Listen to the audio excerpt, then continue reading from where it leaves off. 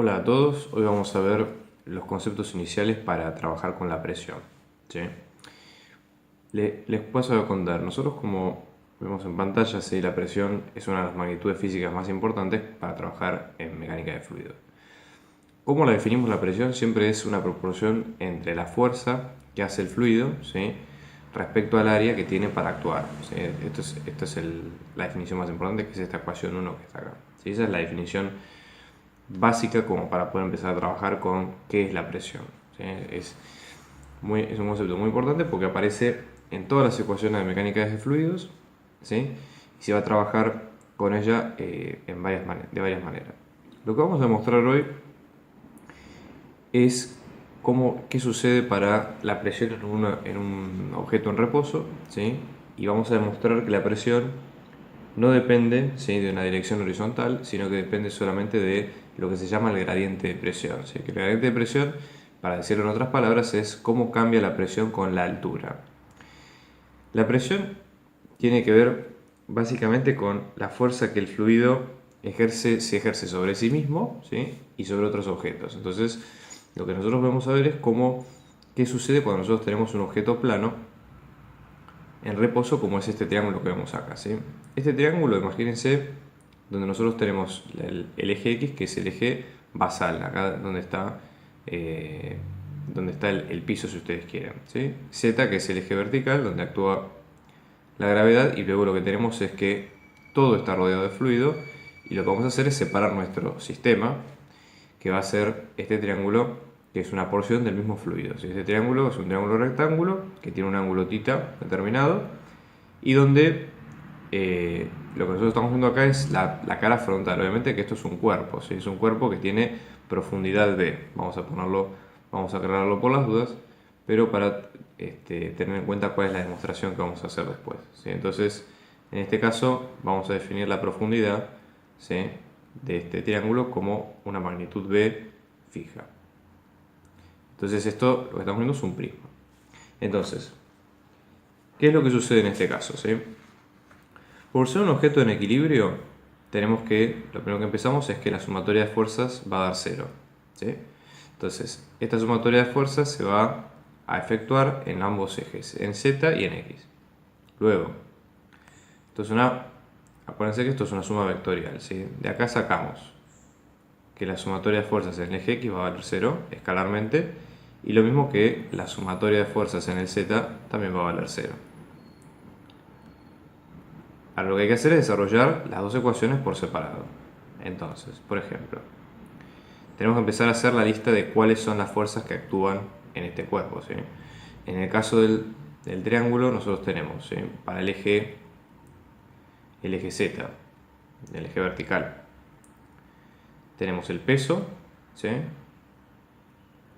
En este caso lo vamos a poner en forma diferencial, como hacemos la mayoría de las demostraciones, porque estamos hablando de porciones de fluido infinitesimales, es decir, muy pequeñas. Entonces tenemos un diferencial, peso, acuérdense que para la nomenclatura en inglés generalmente se pone como W, por weight en inglés. El diferencial de ese peso va a ser, acuérdense que peso es masa por gravedad, ¿sí?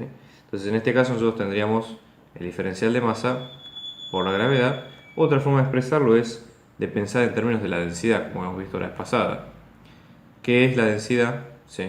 Sino la masa sobre el volumen. Entonces en este caso, si yo tengo que la masa es la densidad por el volumen, ¿cuál sería el volumen de este triángulo?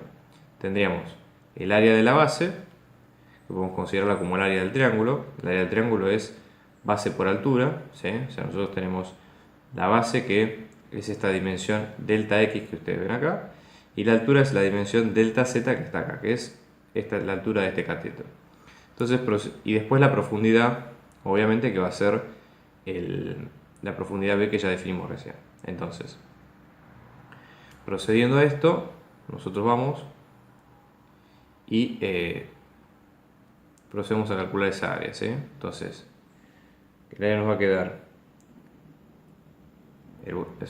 la densidad como dato, volumen, que es un medio de la base por la altura, la base es delta X, la altura es delta Z, y después esto es el área de la base, ¿correcto? Y luego tenemos la profundidad.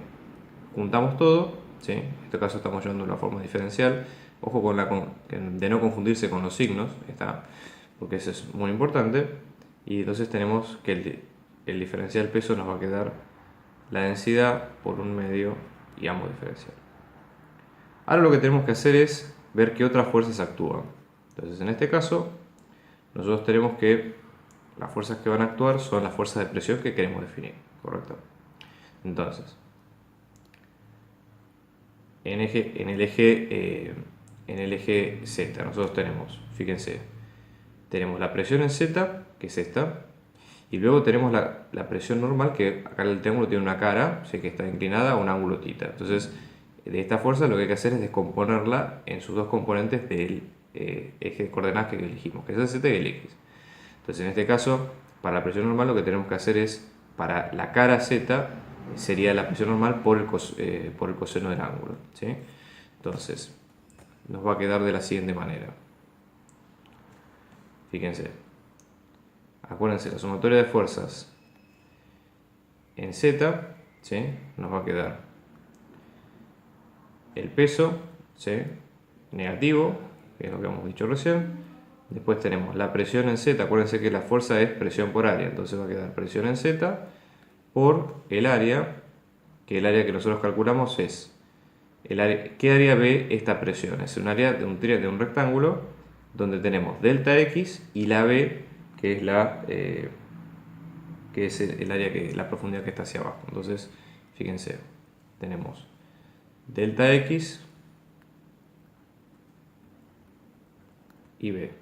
Y luego tenemos lo mismo para la presión normal. Tenemos la presión normal por el coseno del ángulo, ¿sí? Que es la componente. Fíjense que acá nosotros, si queremos, tenemos dos componentes. La presión normal en Z, perdón, en X, y la presión normal en Z. Entonces nos queda, fíjense, presión N, luego el área, que es delta S, que es el diferencial, luego el coseno del ángulo, ¿sí? Porque no es toda el área, sino que es solamente el área, digamos, el área de delta S la descomponemos en un área vertical y una área horizontal, que es otra forma de verlo también.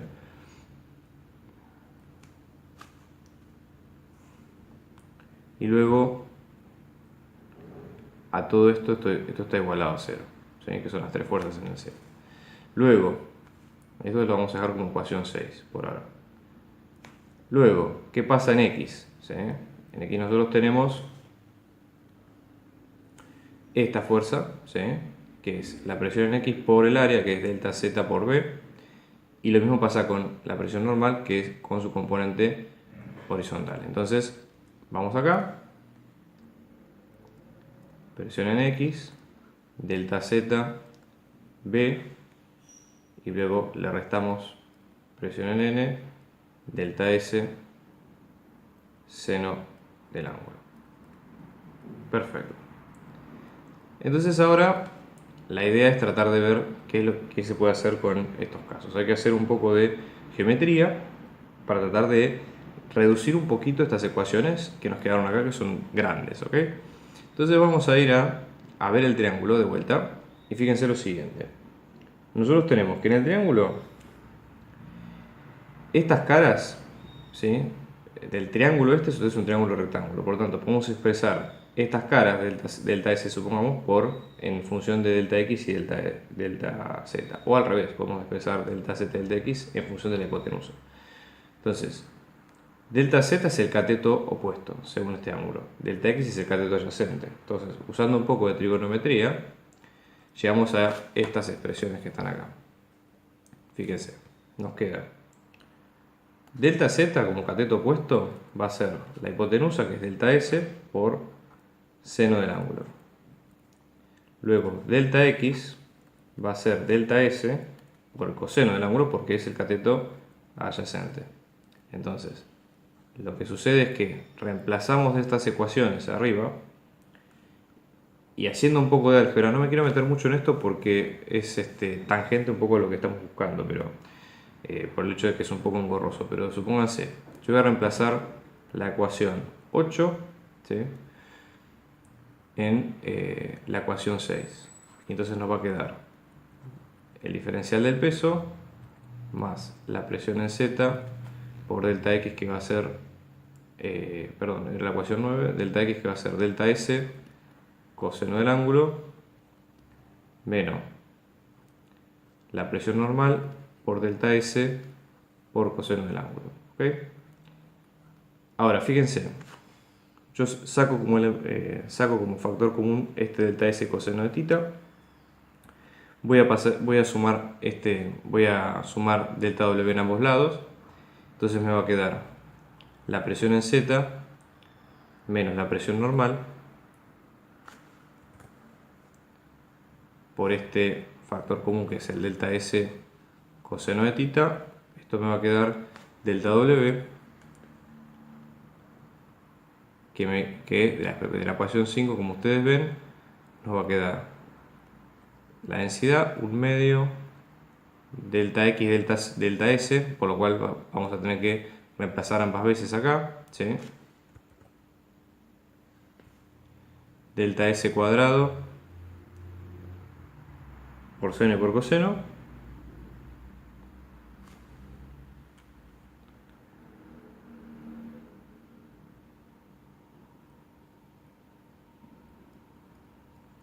escribo abajo porque me quedé sin lugar, y luego B. Entonces fíjense, delta S con delta S se anula, 1 de los delta S, coseno se anula, y nos va a quedar PZ menos la presión normal, va a ser la densidad por 1 medio por esta expresión, que es delta S, si ustedes se fijan, delta S seno de B, que no es otra cosa que delta Z, ¿sí?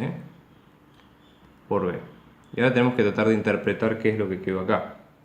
Fíjense, nosotros tenemos, perdón, fe de ratas, me olvidé de poner la gravedad acá. Entonces, en este caso, fíjense que al poner la gravedad voy a expresar todo en función de Z, y lo que nos va a quedar es que la presión en Z nos va a quedar, sumo presión normal de ambos lados, nos va a quedar densidad de gravedad, nos da el peso específico por 1 medio, y luego nos queda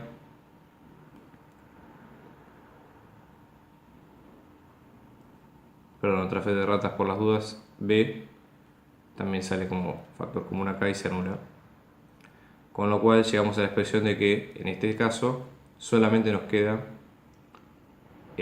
la presión en Z dependiente de la altura, el delta Z, que es la altura o la profundidad que tiene la porción de fluido.